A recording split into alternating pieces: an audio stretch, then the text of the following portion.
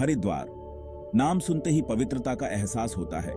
इसे अक्सर देवताओं का द्वार कहा जाता है। ये वो शहर है जहां पवित्र गंगा नदी हिमालय से उतरती है और यहाँ हर कोने में आध्यात्मिकता व्याप्त है। हवा में मंत्रों की गूंज है, जबकि मंदिरों की घंटियां प्राचीन गलियों में गूंजती हैं। और नदी इस पवित्र शहर की जीवनदायिनी कहानियों के साथ बहती है। आस्था की कहानियां, मोक्ष की कहानियां, दिव्य और नश्वर के बीच शाश्वत नृत्य की कहानियां। हरिद्वार सिर्फ एक शहर नहीं है, यह एक अनुभव है। हिंदू पौराणिक कथाओं और आस्था के केंद्र में एक यात्रा है। तीर्थयात्री यहाँ आते हैं सांत्वना की तलाश में, आशीर्वाद की तलाश में, उन पवित्र जलों में डुबकी लगाने की तलाश में जो पापों को धोने का वादा करते हैं।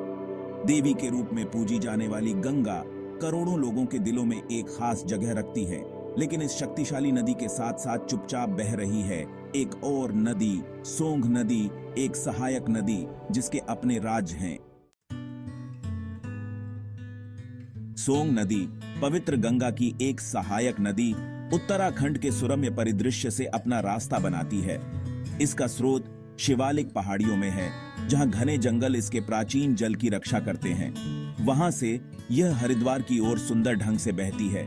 इसकी यात्रा प्राचीन मंदिरों और आश्रमों से सजी है जो इसके किनारों को सुशोभित करते हैं। नदी का नाम सोंग संस्कृत शब्द स्वांग से लिया गया है, जिसका अर्थ है अपना या स्वयं। यह नाम गंगा से अलग, फिर भी आंतरिक रूप से जुड़ी नदी की अनूठी पहचान की ओर इशारा करता है। गंगा के शक्तिशाली प्रवाह के विपरीत सोंग शांत शक्ति के साथ बहती है। इसका पानी एकदम साफ, नीले आकाश और उसके किनारों पर हरी भरी हरियाली को दर्शाता है। सोंग में शांति का एहसास है। हरिद्वार के केंद्र में गहन आध्यात्मिक महत्व का एक दृश्य है, गंगा और सोंग नदियों का संगम।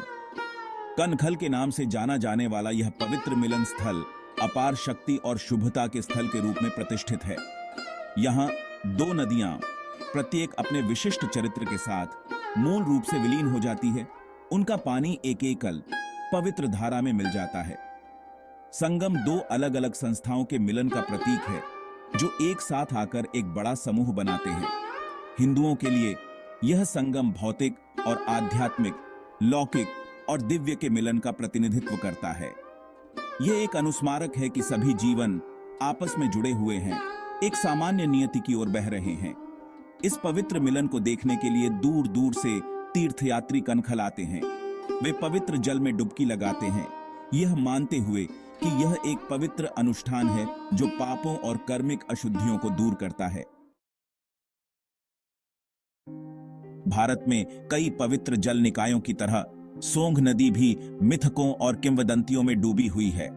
यह नदी जो उत्तराखंड के हरिद्वार जिले में बहती है, न केवल एक भौगोलिक विशेषता है, बल्कि एक जीवंत कथा का हिस्सा है जो सदियों से लोगों के दिलों में बसी हुई है। सोंग नदी भी मिथकों और किंवदंतियों में डूबी हुई है। यह नदी जो उत्तराखंड के हरिद्वार जिले में बहती है, न केवल एक भौगोलिक विशेषता है, बल्कि एक जीवंत कथा का हिस्सा है जो सदियों से लोगों के दिलों में बसी हुई है। हरिद्वार जो स्वयं एक पवित्र शहर है, इस नदी के साथ अपने गहरे संबंधों के लिए जाना जाता है।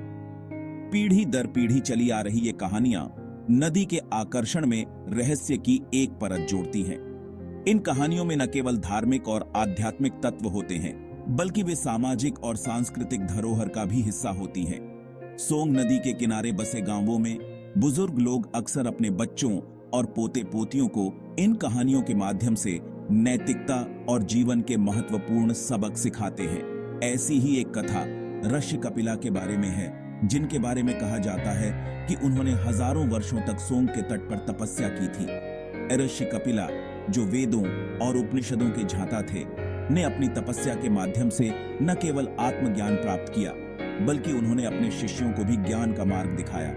उनकी तपस्या की गाथा आज भी लोगों के बीच प्रेरणा का स्रोत बनी हुई है। उनकी तीव्र तपस्या ने इतनी आध्यात्मिक ऊर्जा उत्पन्न की कि इसने दुनिया को आग की लपटों में घेरने की धमकी दी। यह ऊर्जा इतनी प्रबल थी कि इसे नियंत्रित करना आवश्यक हो गया। ऋषि कपिला की तपस्या ने न केवल उन्हें आत्मज्ञान की ऊंचाइयों तक पहुंचाया, बल्कि इसने सोंग नदी को भी एक विशेष आध्यात्मिक महत्व प्रदान किया। ब्रह्मांड की रक्षा के लिए भगवान विष्णु कपिला के सामने प्रकट हुए और उनसे अपनी शक्तियों को नियंत्रित करने का अनुरोध किया।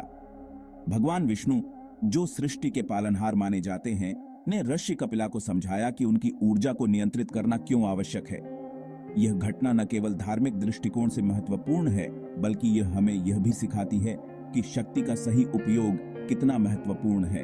कपिला सहमत हुए और अपनी ऊर्जा को सोंग नदी में छोड़ दिया, जिससे यह दिव्य शक्ति से भर गई। इस घटना के बाद सोंग नदी को एक पवित्र नदी के रूप में मान्यता मिली और इसे धार्मिक अनुष्ठानों और पूजा के लिए महत्वपूर्ण माना जाने लगा। आज भी लोग इस नदी के तट पर आकर ध्यान और साधना करते हैं, यह मानते हुए कि यहाँ की ऊर्जा उन्हें शांति और आत्मज्ञान प्रदान करेगी। एक और कहानी राजा भागीरथ की है, जो गंगा को स्वर्ग से पृथ्वी पर लाए थे। राजा भागीरथ की कथा भी सोंग नदी से जुड़ी हुई है।